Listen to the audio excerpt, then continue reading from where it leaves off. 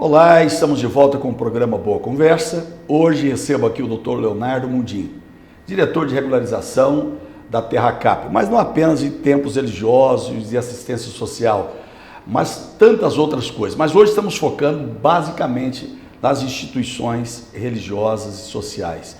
E aí eu pergunto, como andam essas regularizações das igrejas e das obras de assistência social? Bispo, essas regularizações tiveram um salto bastante significativo.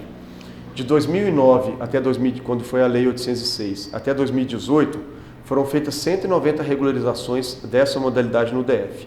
Isso dá uma média de 21 regularizações por ano. De 2019 até 2020, nós fizemos 120. Isso dá uma média de 60 por ano.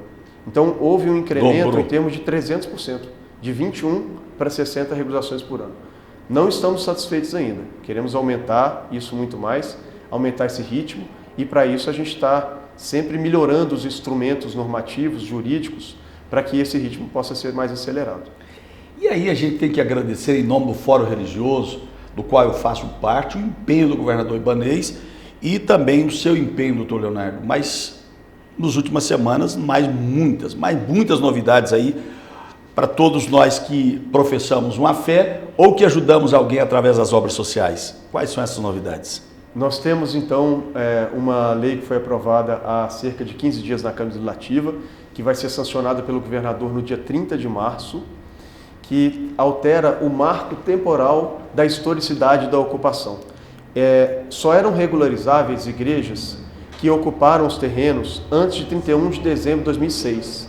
Mas nós identificamos que na regularização condominial urbana, na regularização rural, em vários outros aspectos federais e distritais, o marco passou a ser 22 de dezembro de 2016. Então, por que não trazer, perguntamos, essas igrejas e essas entidades sociais para esse novo marco temporal que se aplica a várias outras situações urbanas e rurais? Então, essa lei de coautoria do governador Ibanez Rocha com o deputado Rafael Prudente, trouxe esse marco para 22 de dezembro de 2016. Além disso, a questão do preço das igrejas. A avaliação era feita em 2006 e trazia-se o índice de IGPM sendo aplicado ano a ano até o presente momento. O IGPM é um índice que está muito sujeito a fatores, externos à economia propriamente dita. Então, fatores políticos, a preço do dólar, tudo isso impacta no IGPM. Problema como nós estamos passando hoje com a pandemia. Exatamente. E levar os preços lá para o alto. Né? Para o senhor ter ideia, o IPCA no ano passado deu pouco mais de 4%. O IGPM deu 23,14%. Então ele deu quase mais que 5 vezes mais, né? Mais que o quíntuplo do índice IPCA, que também serviria para corrigir os preços. Porque isso acaba ajudando muito, doutor Leonardo, porque alguns que optaram pela compra acabaram que não estavam conseguindo pagar, porque deu um salto enorme. Eles podem agora pedir que seja adaptado o contrato ao novo índice? A lei já favorece essas pessoas que compraram? Exatamente. Para aqueles que já compraram, vão poder procurar a Terracap para fazer a repactuação do índice, para que daqui para frente possa ser feita uma correção pelo IPCA.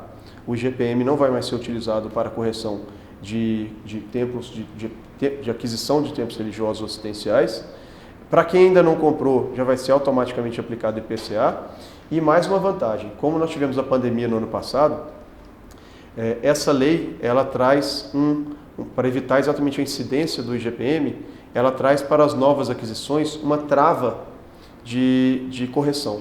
Então, em 1º de janeiro de 2020 foi feita a última correção e de lá para cá, segundo a lei, ficará congelado esse valor para todas as entidades religiosas assistenciais que fizerem aquisição em 2021 ou que fizerem concessão de direito real de uso em 2021.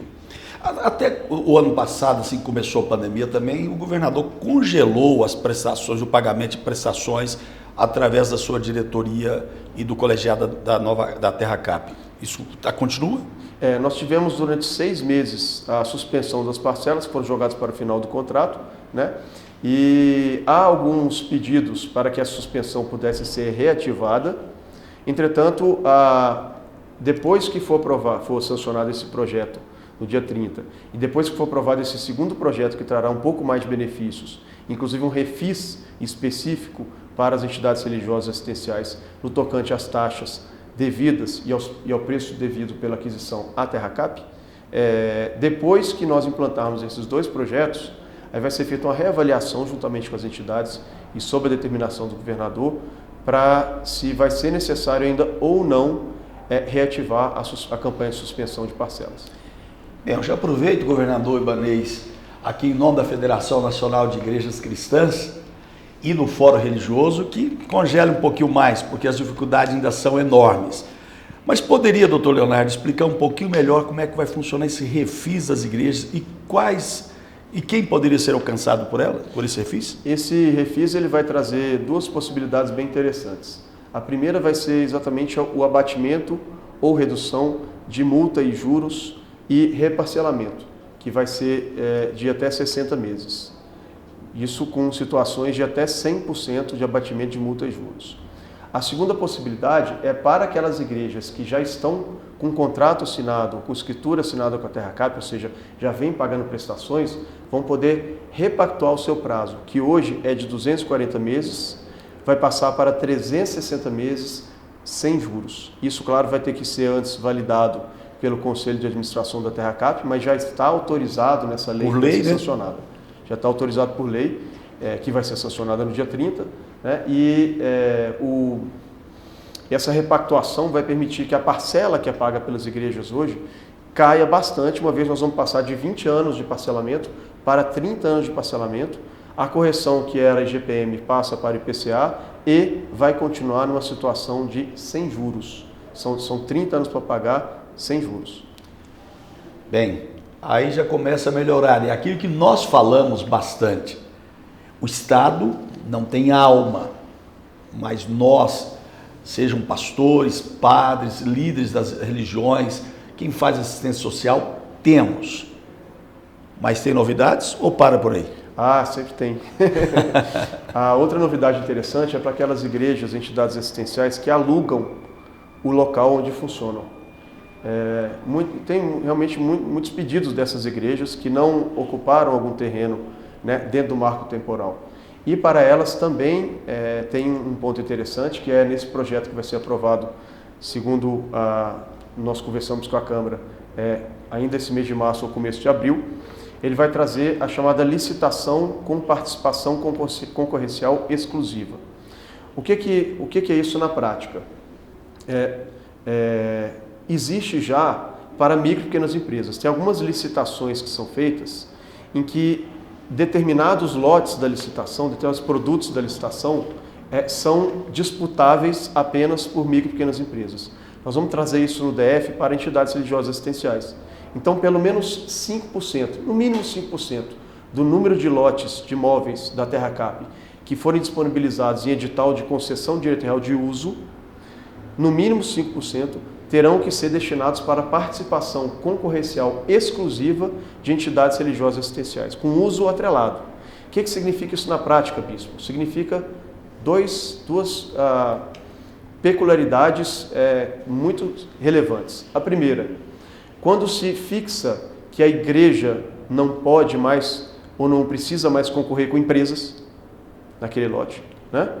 Porque se a gente coloca hoje... A igreja não tem fins lucrativos, né? Exatamente. Se a gente coloca hoje um lote institucional na licitação de concessão de uso, no lote institucional podem concorrer entidades religiosas assistenciais, mas também pode concorrer academia, escola, clínica, né? Então a gente acaba levando a igreja para uma situação de concorrer com as empresas nos editais.